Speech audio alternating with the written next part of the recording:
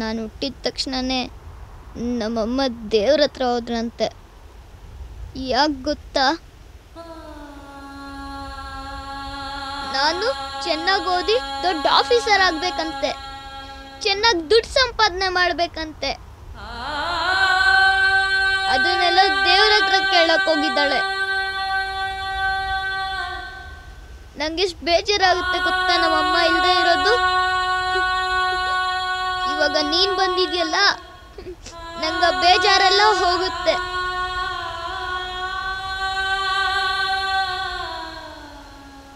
ಹೆಣ್ಣು ಅನ್ನೋಳು ನಿಮ್ಗೆಲ್ಲ ಏನ್ ಮಾಡಿದ್ಲು? ಹೆಣ್ಮಗು ಅಂದ್ರೆ ನೀವೆಲ್ಲ ಯಾಕಿಷ್ಟು ಕ್ರೂರವಾಗಿ ನಡ್ಕೊಳ್ತಾ ಇದ್ದೀರಾ? ನಿಮ್ ತಾಯಿನೂ ಹೆಣ್ಣು, ನಿಮ್ ಹೆಂಡತಿ ಆಗೋಳು ಹೆಣ್ಣು.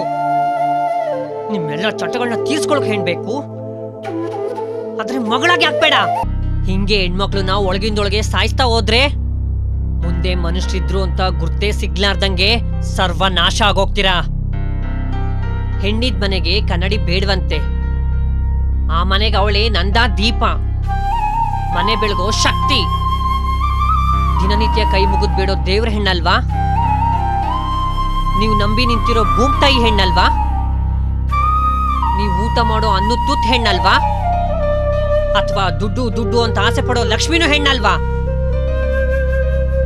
ನಿಮ್ಮೆಲ್ಲ ಪೂರೈಕೆಗೆ ಹೆಣ್ಬೇಕು, ಸಾಕಾಗ್ ಬೇಡ್ವಾ? ನಿಮ್ಗೆ ಯಾರಾದ್ರೂ ಹೊಡೆದ್ರೆ ನಿಮ್ಗೆ ಗೊತ್ತಿಲ್ದಂಗೆ ನಿಮ್ ಬಾಯಿಂದ ಬರೋ ಪದಾನು ಹೆಣ್ಣಿಂದೇ ಅಲ್ವಾ? ಇಷ್ಟೆಲ್ಲ ಇರೋ ಹೆಣ್ಣನ್ ದೂರ ಮಾಡ್ಕೊಂಡ್ರೆ ಆತ್ಮ ಇಲ್ಲಿರೋ ದೇಹ ಆಗ್ಬಿಡ್ತೀರಾ.